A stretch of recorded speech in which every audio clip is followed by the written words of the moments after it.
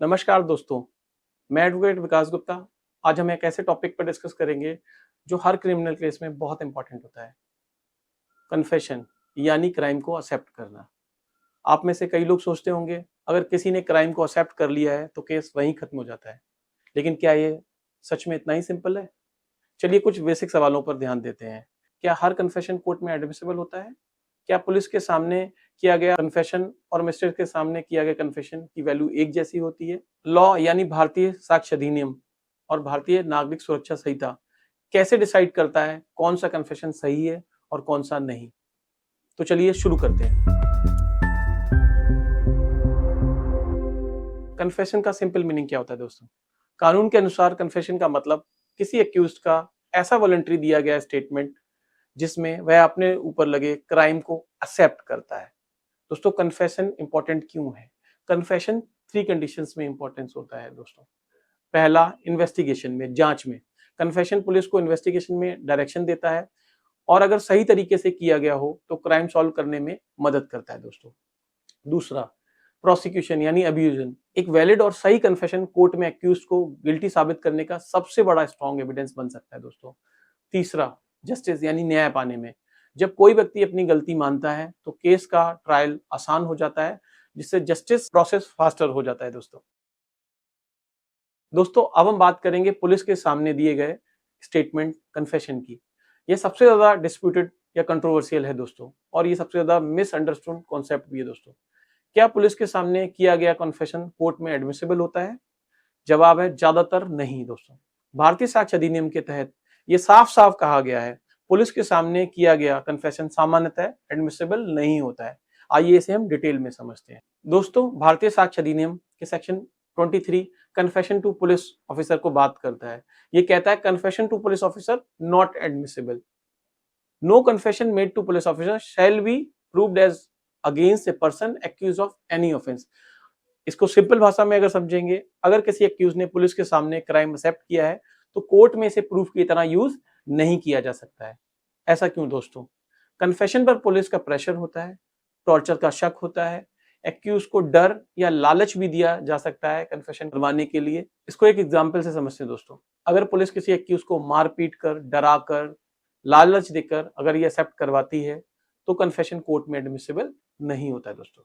भारतीय साक्ष्य अधिनियम का सेक्शन 23 सबसेक्शन 2 कहता है confession in police custody not admissible unless in presence of magistrate. ये सेक्शन कहता है अगर कोई व्यक्ति पुलिस कस्टडी में कन्फेशन करता है तो भी उसे कोर्ट में मान्यता नहीं दी जाएगी जब तक वो मजिस्ट्रेट की प्रेजेंस में ना हो।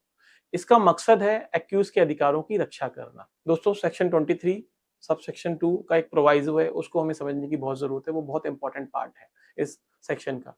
वो डिस्कवरी रूल के बारे में बात करता है। यह एक इंपॉर्टेंट एक्सेप्शन है। ये कहता है कि अगर एक्यूज का कन्फेशन किसी एक ऐसी नई इंफॉर्मेशन की तरफ इशारा करता है जो इन्वेस्टिगेशन में मददगार हो सकती है तो उस हिस्से को कोर्ट में एडमिसिबल माना जाएगा। दोस्तों इसको हम एक उदाहरण के रूप से समझते हैं। मान लीजिए एक्यूज ने पुलिस को बताया कि उसने क्राइम में एक वेपन यूज करा है, गन या नाइफ, और एक पर्टिकुलर जगह पे छिपा रखा है। अगर पुलिस उस जगह पे वेपन रिकवर करती है तो वह डिस्कवरी एविडेंस कोर्ट में एडमिसिबल होगा। इसे डिस्कवरी रूल कहते हैं। ये प्रोवाइजो है भारतीय साक्ष्य अधिनियम के सेक्शन 23 का। दोस्तों अब हम बात करते हैं मजिस्ट्रेट के सामने दिए गए कन्फेशन की। पुलिस कन्फेशन के मुकाबले मजिस्ट्रेट कन्फेशन ज्यादा महत्वपूर्ण, सिग्निफिकेंट होता है और एडमिसिबल होता है। लेकिन ये तभी मान्य होता है जब इसे प्रॉपर लीगल प्रोसेस के तहत लिया गया हो, यानी ड्यू प्रोसीजर ऑफ लॉ को फॉलो किया गया हो। ऐसा क्या है कि कन्फेशन मजिस्ट्रेट के सामने एडमिसिबल होता है? क्योंकि मजिस्ट्रेट का रोल इंपॉर्टेंट और न्यूट्रल होता है। कन्फेशन रिकॉर्ड करते समय एक्यूज पर कोई दबाव या डर नहीं होता है। कन्फेशन की प्रक्रिया पूरी तरीके से कानून के तहत होती है और ये सेक्शन 183 ऑफ बीएनएसएस में कवर है। दोस्तों सेक्शन 183 बीएनएसएस मजिस्ट्रेट के सामने कन्फेशन रिकॉर्ड करने की प्रक्रिया को डिटेल में एक्सप्लेन करता है। मजिस्ट्रेट को यह सुनिश्चित करना होता है कन्फेशन वॉलंटरी यानी स्वेच्छा से हो, बिना किसी प्रेशर इंड्यूसमेंट से हो, प्रॉपर कॉशन के साथ कन्फेशन को रिकॉर्ड किया जाता है। दोस्तों आपकी स्क्रीन पर एक टेबल दिखाई दे रही होगी जिसमें पुलिस और मजिस्ट्रेट कन्फेशन के बीच का अंतर स्पष्ट रूप से दिखाया जा रहा है। आप इसको देख के समझ सकते हैं दोस्तों क्या आपने मजिस्ट्रेट या पुलिस के अलावा भी किसी और के सामने किए गए कन्फेशन के बारे में सुना है? ये भी कोर्ट में मान्य हो सकता है क्या? इसे कहते हैं एक्स्ट्रा जुडिशियल कन्फेशन, यानी कि किसी भी पुलिस अधिकारी या मजिस्ट्रेट के सामने दिए गए बयान से इतर। चलिए समझते हैं इसका सच क्या है। एक्स्ट्रा जुडिशियल कन्फेशन वह होता है जिसमें एक्यूज ने किसी दोस्त, रिश्तेदार या थर्ड पार्टी के सामने एक्सेप्ट किया हो। यह कन्फेशन पुलिस या मजिस्ट्रेट के सामने नहीं हुआ होता है, इसलिए इसे एक्स्ट्रा जुडिशियल कन्फेशन कहा जाता है। लेकिन ये कन्फेशन कोर्ट में तभी एडमिसिबल होता है जब ये 3 कंडीशंस को पूरा करे। कन्फेशन पूरी तरीके से वॉलंटरी हो, यानी किसी भी तरीके का दबाव ना हो। कन्फेशन जिसके सामने दिया गया है वो कोर्ट में इसको क्लियरली प्रूव कर सके। तीसरा इंपॉर्टेंट पार्ट है कन्फेशन कोरोबोरेट हो सके, यानी अन्य सबूत के साथ उस कन्फेशन को सपोर्ट किया जा सके। तो अगर ये 3 चीजें प्रूव नहीं हो सकती हैं तो एक्स्ट्रा जुडिशियल कन्फेशन का कोई रेलेवेंस कोर्ट में नहीं है। हम दोस्तों समझते हैं कोर्ट एक्स्ट्रा जुडिशियल कन्फेशन को किस तरीके से देखती है। एक्स्ट्रा जुडिशियल कन्फेशन को कोर्ट हमेशा कॉशियस तरीके से देखती है। सुप्रीम कोर्ट ने कई बार कहा है इसे कोरोबोरेशन के बिना, यानी एडिशनल एविडेंस के बिना ये मान्य नहीं होता है।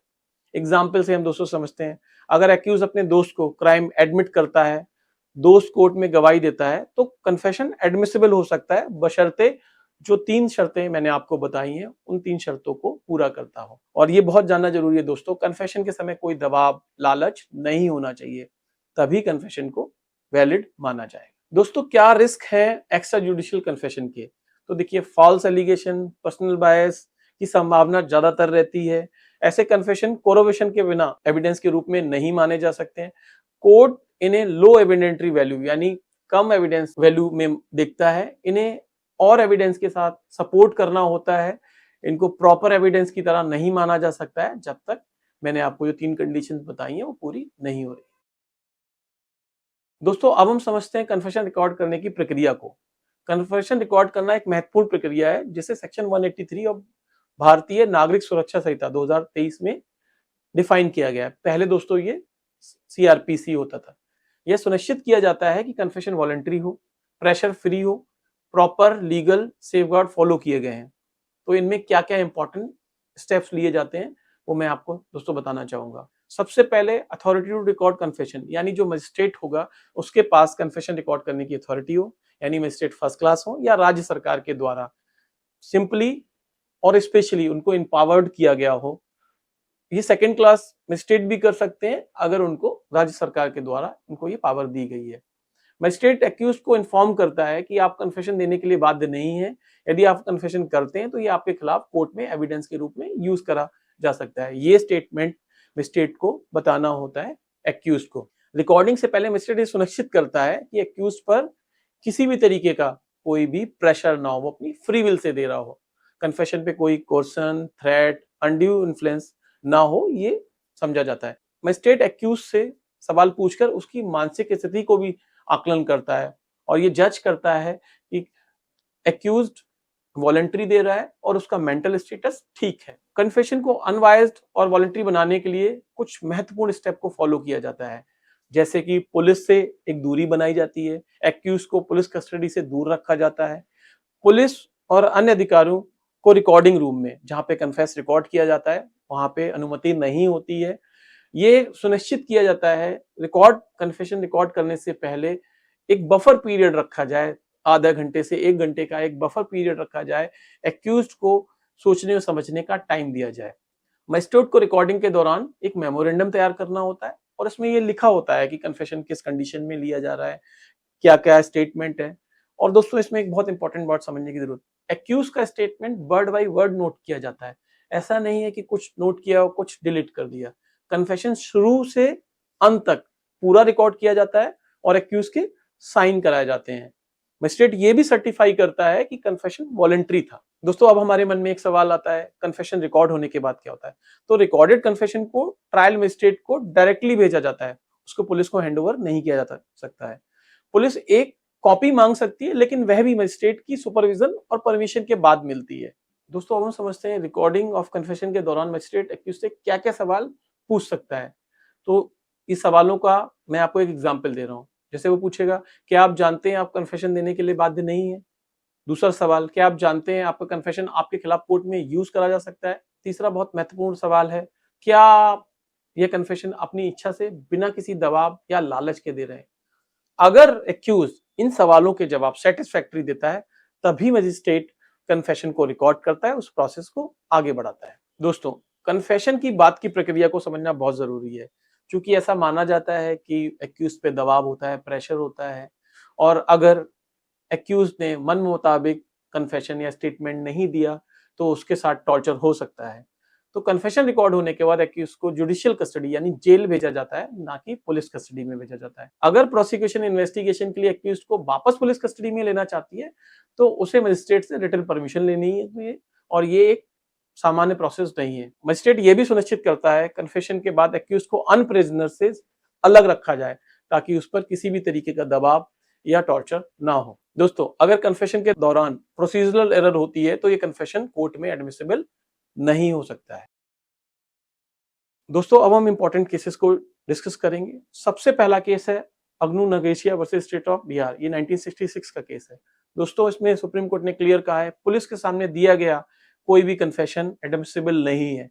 सिर्फ और सिर्फ अगर कुछ डिस्कवरी होती है तभी वो पार्ट एडमिसिबल माना जाएगा, तो ये डिस्कवरी रूल होता है, अदरवाइज कोई भी कन्फेशन एडमिसिबल नहीं है। अगला जजमेंट है पक्काला नारायण स्वामी वर्सेस एम्परर। ये 1939 का जजमेंट है। दोस्तों, ये कहा गया है कन्फेशन जब भी एडमिसिबल होगा जब वो क्राइम को पूरी तरीके से एक्सेप्ट करे। ऐसा नहीं है कि बिट्स एंड पीसेस में दिया जाएगा। अगर कन्फेशन स्टेटमेंट में केवल फैक्ट्स होते हैं तो इसे कन्फेशन नहीं माना जाएगा। दोस्तों, अगला जजमेंट जो हम चर्चा करने जा रहे हैं वो Bharat versus state of UP 1971 का है। मजिस्ट्रेट को इंश्योर करना होगा कन्फेशन पूरी तरीके से वॉलंटरी हो, यानी अगर एक्यूज पे किसी भी तरीके का दबाव की संभावना है और ये माना जाता है कि अगर उसके ऊपर कोई दबाव था जब उसने स्टेटमेंट दिया है, कन्फेशन किया है, तो वो पूरी तरीके से इनवैलिड होगा। दोस्तों, जो अगला हम जजमेंट डिस्कस कर रहे हैं वो state of Punjab versus Baldev Singh का है। 1999 का जजमेंट है। दोस्तों, इसमें कहा गया है एनडीपीएस एक्ट के तहत कन्फेशन तभी एडमिसिबल होगा जब प्रॉपर सेफगार्ड फॉलो किए गए हों। कन्फेशन प्रोसीजरल कंप्लायंस के बिना इनएडमिसिबल रहेगा, यानी कि अगर प्रोसीजर को फॉलो नहीं किया जाता है तो उस कन्फेशन को कोर्ट में एडमिसिबल नहीं किया जाएगा। दोस्तों, हमारे मन में एक सवाल आता है, को एक्यूज का कन्फेशन दूसरे के खिलाफ एडमिसिबल होगा या नहीं होगा? तो दोस्तों, इसमें एक Haricharan Kurmi versus state of Bihar 1964 का जजमेंट है। इसमें कोर्ट ने कहा है को एक्यूज का कन्फेशन दूसरे एक्यूज के खिलाफ एडमिसिबल नहीं है। कन्फेशन को कोरोबरेशन के बिना कन्विक्शन के आधार पर इस्तेमाल नहीं किया जा सकता है, यानी केवल कन्फेशन से किसी को कन्विक्ट नहीं किया जा सकता है। कन्फेशन के साथ सपोर्टिंग एविडेंस की भी जरूरत होती है, जिसको कोरोबरेटिव एविडेंस हम दोस्तों बोलते हैं। ज्यादा जानकारी के लिए आप हमारी वेबसाइट www.legalcommentary.com को फॉलो कर सकते हैं। वहां पे हम डिटेल रिपोर्ट देते हैं। दोस्तों, अगर आपको कोई सवाल या सुझाव हो तो आप हमें कमेंट कर सकते हैं। उम्मीद है ये वीडियो आपको पसंद आई होगी, इससे आपकी जानकारी बढ़ी होगी। नमस्कार।